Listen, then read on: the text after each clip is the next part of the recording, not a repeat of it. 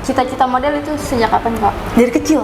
Dari kecil lo Dari kecil. Dari kecil tuh mungkin umur berapa ya? 6-7 tahun tuh kan aku terjun dunia model tuh sebenarnya aku udah lama, mungkin 2017, sebelum 2017 kalau nggak salah deh. Tapi aku sempat vakum dulu karena kan aku kerja juga tuh. Jadi aku vakum di model di tahun 2018-an kalau nggak salah, di 18-19. Coba pancing, mama sama fotografernya boleh nggak ajak mua atau wardrobe, dia bilang nggak boleh, dari stok nggak berani. Nah sampai di mana endingnya temen aku ya nggak sadar diri, habis kayak gitu ya terjadilah. Nah dari situ akhirnya aku memutuskan untuk vakum. Harusnya aku nikah, tiba-tiba nggak jadi nikah. Tiba-tiba sebulan sebelum nikah tiba-tiba hilang laki-laki.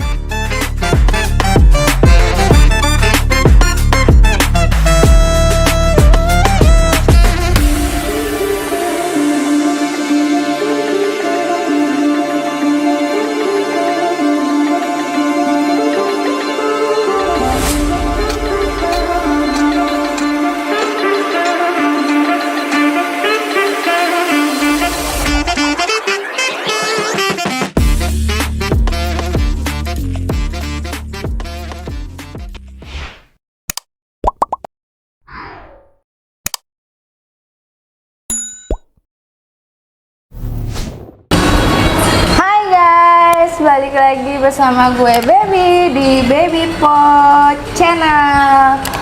Kali ini kita event di Lonami House, konsep Korean style. Lihat tuh nih, lihat ya tuh, semua tuh tentang Korea, K-pop, BTS. Di situ ada apa namanya noh? Situ Blackpink, situ NCT Dream. Nggak tahu, aku nggak kenal lagi siapa lagi namanya. Kayak aku bukan anak K-pop. Banyak lah ya. Nah siang ini, bukan siang sih, sore ya. Sore ini aku mau nanya-nanya sama si cantik ini. Model cantik, siapa namanya kakak? Silakan perkenalkan. Hai, nama aku Monica Dewi Aura, tapi biasa dipanggil Monica. Nih guys, follow IG-nya ya di sini nih. Aku manggil apa ya? Monica aja, Monica. Monica, kamu asalnya dari mana? Asalnya aku dari Jawa Tengah, Jogja. Tapi aku besarnya di Tangerang. Di Tangerang. Tangerangnya Tangsel? Tangerang Selatan. Aku mau nanya dong, terjun ke dunia model itu dari kapan ya? Terjun dunia model itu sebenarnya aku udah lama, mungkin 2017, sebelum 2017 kalau nggak salah deh. Tapi aku sempat vakum dulu karena kan aku kerja juga tuh. Jadi aku vakum di model di tahun 2018-an kalau nggak salah, di 18 itu berhenti, aku vakum. Terus habis itu aku cuman ambil kayak syuting. Nah habis dari syuting aku juga vakum dari syuting, aku cuman di kantor. Kerja kantoran. Setelah kerja kantoran ternyata itu bukan passion aku. Oh gitu. Itu bukan passion aku ternyata. Jadi kayak ya udah, aku memutuskan untuk aku balik lagi ke dunia model. Tapi awal aku balik itu aku nggak langsung ke model. Jadi aku balik ke syuting lagi, syuting dulu. Abis itu model ini baru sekarang. Ini awal aku terjun lagi. Sebelumnya syuting. Cita-cita model itu sejak kapan Kak? Dari kecil. Dari kecil tuh mungkin umur berapa ya? 6-7 tahun tuh kan aku sering banget kayak ngeliat orang di foto. Terus habis kayak itu kayak ngeliat orang di depan layar di TV, kayak kayak next pengen deh kayak gitu. Aku bilang kayak gitu kan. Terus izin sama orang tua nih. Kalau orang tua aku yang cowok itu nggak ngasih, kalau bapak aku nggak ngasih, kayak nggak usah lah, udah kamu kerjain mendingan kayak kantoran atau kayak yang benar-benar kayak setiap bulannya tuh udah ada pasti gitu loh kan. Kalau misalkan event atau itu kan jarang kan. Kan itu freelance ya. Tapi aku langsung kayak baru-baru diizinin tuh 2020 sama bapak untuk terjun dunia syuting dan entertainment. Enakan syuting apa jadi model Kak? Sama.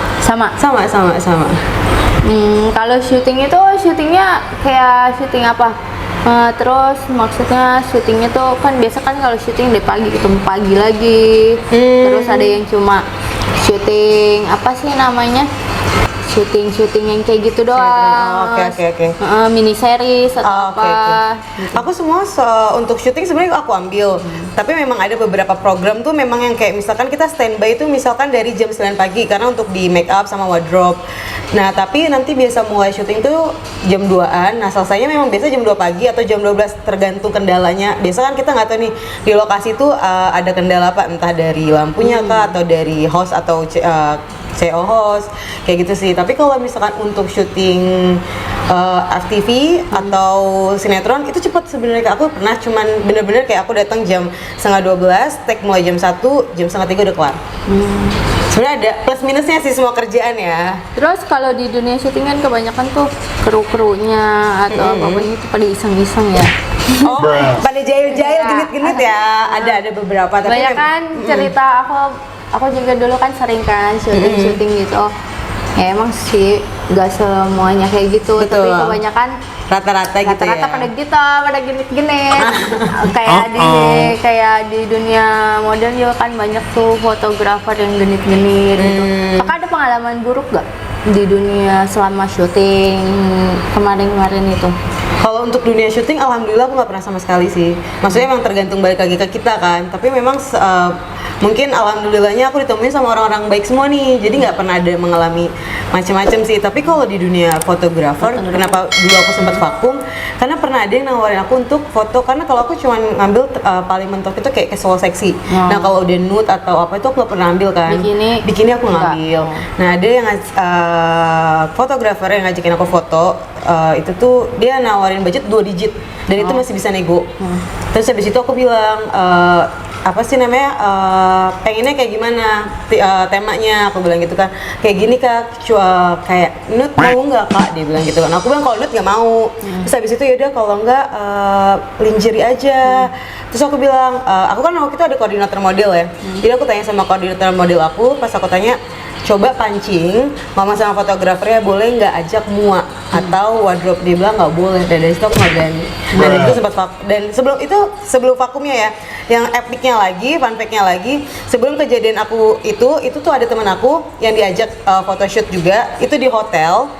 Awalnya memang teman aku nggak aneh-aneh, mungkin fotografernya juga nggak aneh-aneh, mungkin ada salah satunya oknumnya. Jadi minuman teman aku tuh dikasih sesuatu, aku nggak ngerti dikasih sesuatu lah intinya ya. Nah sampai di mana endingnya teman aku ya nggak sadar diri, habis kayak gitu ya terjadi lah. Nah dari situ akhirnya aku memutuskan untuk vakum. Trauma yang gara-gara ngeliat kejadian, akhirnya aku memutuskan untuk vakum. Nah berani lagi sekarang. Soalnya sempat ada beberapa yang DM, memang aku nggak pernah gubris, paling kalau foto cuman kayak fotografer yang biasa aku kenal, dia mau foto nggak paling sama dia doang, udah cuma satu. Sisanya kalau diajak aku belum berani. Tapi pas sekarang memberanikan diri, karena harus keluar dari zona itu kan ya. Zona trauma itu, zona nyaman kali ya. Dari zona aku yang ngerasa takut, aku harus keluar dari situ, karena kalau misalkan nggak kayak gitu aku nggak bakal berkembang lagi. Betul, jadi aku lawan semuanya. Ya, apalagi mumpung masih muda kak, kejar aja terus karirnya. Betul, terima kasih. Kakak, aku mau nanya dong, kakak suka K-pop kan ya? Iya betul. Kakak paling suka tuh sama apa? BTS, doang. BTS, aku paling suka sama BTS. Karena aku dulu tuh sempat, kalau cewek biasanya ada namanya patah hati ya. Nah yang menyembuhkan itu biasa waktu pas aku patah hati ya, nggak terparah sih, pokoknya yang bikin aku ngedown itu tuh karena adalah harusnya aku nikah, tiba-tiba nggak jadi nikah. Tiba-tiba sebulan sebelum nikah tiba-tiba hilang laki-lakinya, nggak tahu, nggak ada kabar, hilang kayak gitu aja. Itu padahal udah persiapan. Untungnya persiapan belum, cuman kayak baru kayak nge-calling ini gitu doang. Tapi untungnya belum dibayar. Tapi itu habis kayak gitu, dan itu di posisi down banget kan. Jadi kayak aku mau cerita sama siapa, terus juga kan masalahnya ini udah cerita ke keluarga juga kan. Nah intinya ada beberapa kata dari semua member ini. Akhirnya aku bilang kayak, oh iya ya bener juga, akhirnya aku dari itu, akhirnya aku bisa ngangkat diri aku yang dan move on itu dari kata-kata mereka semuanya bertujuh. Nggak semuanya buruk, kayak jujur sebenarnya awalnya tuh aku nggak begitu suka K-pop. Terus kenapa cuma itu doang? Oh gara-gara itu sama awalnya temen aku kan sering dengerin lagu mereka nih, sering dengerin lagu BTS. Terus habis kayak gitu aku dulu kayak apaan sih, mereka juga pasti operasi bla bla bla gitu kan aku bilang. Terus habis kayak gitu dia bilang enggak kok, nggak operasi, mendingan kamu coba cari di beberapa informasi kayak di internet kan biasa banyak. Ternyata memang tidak. Terus habis kayak gitu ada beberapa kata-kata mereka yang ngebuat kayak aku, oh iya, kayak lu boleh sedih tapi jangan berlarut-larut, boleh capek istirahat tapi abis itu lanjut lagi. Itu kata-katanya bikin Ada kakak salah satunya begitu lah, iya betul kata, iya ya gitu. Kamu tidak perlu sempurna karena kamu untuk hidup untuk diri kamu sendiri. Tuh, dengerin. Makanya jangan pada patah hati, apalagi Betul. cuma gara-gara cowok doang ya. Emang Cowok bukan satu. cowok banyak, apalagi kalau kita banyak duit. Betul. Ya bener banget. Intinya Cowok kita harus mana? naikin value dulu ya. Kita harus naikin value biar cowok, apalagi cowok yang udah nyakitin kita itu pasti nyesel. Iya. Tuh, Tapi pasti kalau ngajar. pokoknya intinya kalau udah patah hati, udah dah. Kita harus memperbaiki Iya, diri benar. semua. Rubah semua Bikin ya. tuh mantan-mantan pada nyesel, tau nggak? Oh dia doang ya. Betul. Terus kakak paling suka sama yang mana kak?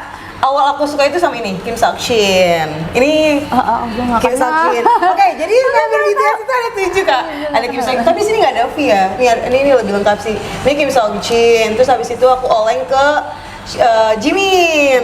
Karena dia anaknya kayak apa ya? Kalau ada orang sedih dia tuh peka. Orang paling peka nih Jimin menurut aku. Terus habis itu aku langsung lari ke Suga sampai sekarang. Karena dia cool banget. Wah lo mirip siapa? Tapi dia kenapa mirip siapa? Gua rasa tim gua kagak ada yang Nggak ada mirip. yang ngerti ya. Tim gua kagak ada yang mirip BTS. Gitu. BTS KW. Itu sih paling yang aku suka. Semuanya aku suka, tapi aku lebih cenderung kayak lebih ke Kim Seok Jin karena dia karakternya. Aku sih suka, biasanya kalau suka sama orang tuh bukan dari visual tapi dari karakternya.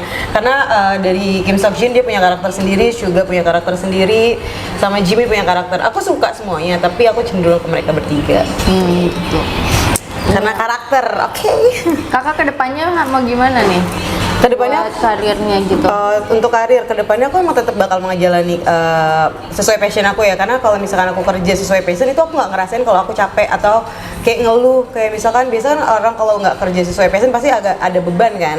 Kalau aku pengen tetap aku jalani di dunia entertainment, tapi sekalian aku tuh bakal pengennya tuh ada usaha. Jadi aku tetap entertainment tapi juga aku tetap ada usaha, jadi usaha sendiri gitu. Jadi tetap ada pemasukan tiap bulannya, tetap ada, tetap bisa manage gitu. Ya udah.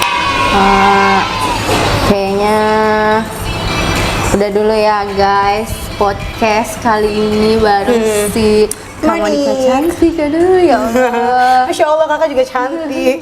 Suka gitu ya, suka merendah untuk meroket ya bun ya. Gitu ya. Cantikan ini lah. Enggak mungkin, enggak. Kalau aku anaknya udah banyak. Tuh, masalahnya gini, ini belum ada, ini udah ada aja masih cantik ya bun. Ini suka merendah untuk meroket gini nih. Yang nggak kalah cantiknya gitu. Ya udah Monik. Iya, Kakak. Makasih ya udah datang ke eventnya aku. Terima kasih juga Event sudah Dia mengundang. Manajemen. Sukses selalu. Amin. Semoga dapat lagi jodohnya yang lebih Amin. baik. Amin. Ini amin paling serius. Amin. Amin ya Allah. Nih, yang jomblo. Nih, Monik lagi nyari pengganti mantannya. Woi, lu mau nggak?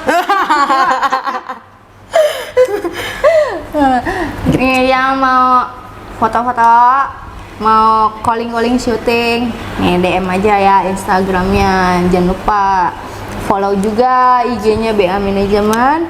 Terus jangan lupa di like, comment, subscribe, share BA Manajemen di lonceng sini. Bye bye, see you. God bless.